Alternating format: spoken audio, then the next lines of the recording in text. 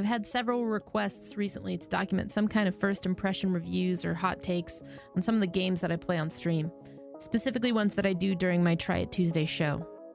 I've played around with this idea, even going as far as to post some of these impressions on my website blog. Yeah, that's a thing that exists. Anyway, I thought this would be a good addition to the succinct review series that I'm trying to get momentum on YouTube. I'm going to call this one the AA Report. Stands for After Action Report.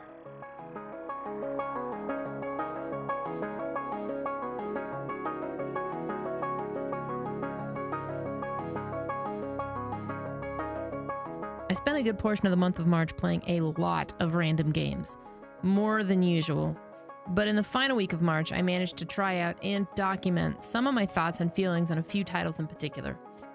More specifically, Foregone, Iron Danger, and Mountain Blade 2 Bannerlord. Without further ado, here's the rundown. During my time with Foregone, I was asked at least a minimum of 30 times if the game was Dead Cells, or if it was by the makers of Dead Cells. It is not, in fact, any of that. It's actually by Big Blue Bubble, who've created a lot of games that you've probably never heard of. For instance, My Singing Monsters, the series, Super Dinosaur Kickin' Tail, Concert Kings Idol Music Tycoon, Jammer Splash, Home Arcade, and a few others. These are mostly mobile titles, but that shouldn't really discount them as developers from creating something outside of the platform. Enter Foregone, a game that has clearly taken some inspiration from games like Dead Cells, but has pulled from other titles in style and execution. My mind went straight to Slain and Valfaris, for example, to create what I felt was a delightfully challenging and beautiful platformer. For starters, Foregone is not a roguelike. Foregone is a 2D side-scroller RPG with progression points that were challenging to reach, enemies that varied in difficulty to face, and an easy point of entry to learn on how to navigate all of that. It sort of felt like a Souls-like, but without the retrieval upon dying mechanics that you're used to from that genre.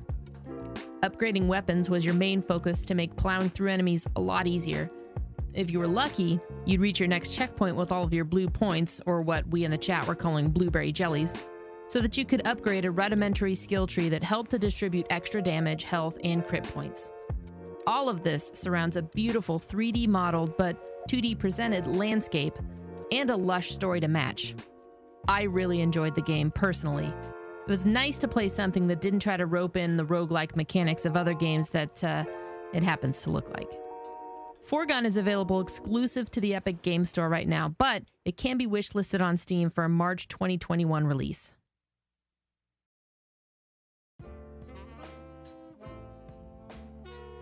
I was a little taken aback by Iron Danger at first.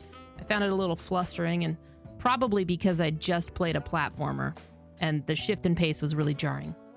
There was a lot of information being thrown at me about how to navigate the mechanics, and there was a lot of story that, while beautifully narrated, was still confusing. This, of course, is my own experience, though, and it's not likely to be yours. Once I calmed down a bit, I sunk right into Iron Danger with little issue.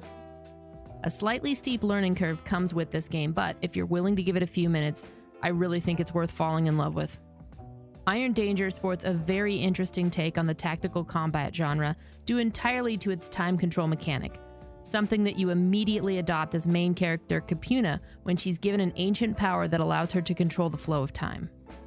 Think Max's powers in Life is Strange, but in an isometric Finnish folklore setting.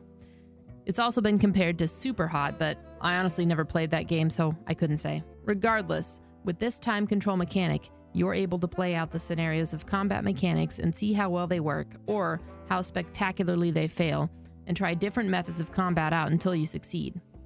Because, as they say, if at first you don't succeed, die and die again. I think that's it. The world isn't as open as I'd like to have it been, but I did enjoy the guided chapters and combat scenarios enough for that to not be a very big deal.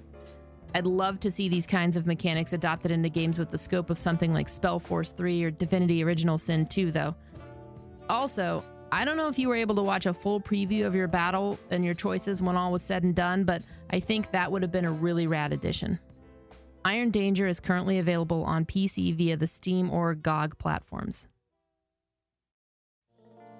I'm such a big fan of janky RPGs that allow me to create my own character and write my own story, and Bannerlord really ticks all of the boxes for me, and then a little bit more.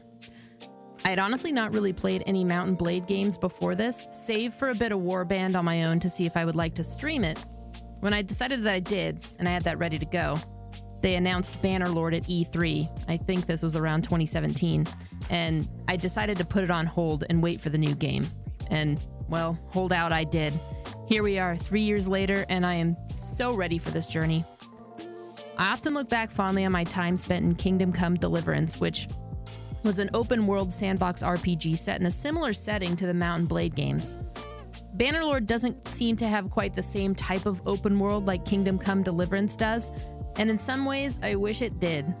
But you also do seem quite free to go across the map wherever you'd like, chase down groups of bandits and slaughter them to your heart's content, which is just as acceptable in many ways. This is apparently in line with the franchise too, so I can't really complain. As a first experience into the Mount and Blade series, I'm thrilled. I created Moira, a goblin-esque creature of a woman with stout posture, a dopey grin, a gung-ho demeanor, and a dead eye. Her brother, whose name escapes me right now, is a cornrow-clad ruffian who looks like he's been kicked by a donkey.